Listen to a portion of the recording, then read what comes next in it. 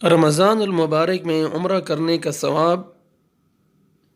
عن ابن عباس رضی اللہ عنہ قال، عبداللہ بن عباس رضی اللہ عنہما سے روایت ہے، لما رجع النبی صلی اللہ علیہ وسلم من حجتہ، جب نبی کریم صلی اللہ علیہ وسلم حجۃ الوداع سے واپس ہوئے، قال لأم سنان الانصاریہ ما منعک من الحج، جب نبی کریم صلی اللہ علیہ وسلم حجۃ الوداع سے واپس ہوئے تو آپ صلی اللہ علیہ وسلم نے ام سنان انصاریہ سے رضی اللہ عنہا سے فرمایا کہ تو حج کرنے کیوں نہیں گئی؟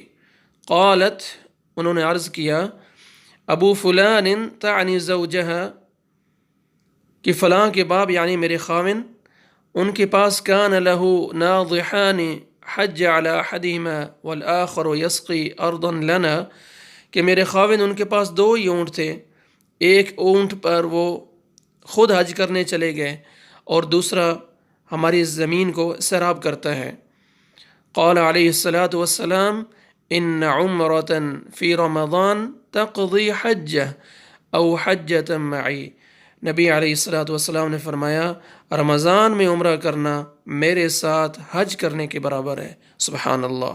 صحیح بخاری کی حدیث ہے، حدیث نمبر 1863۔ رمضان میں عمرہ کا اجر حج کے برابر ہے۔ رمضان میں اگر عمرہ کیا جائے تو عمرے کا اجر جو ہے وہ حج کے برابر ہے۔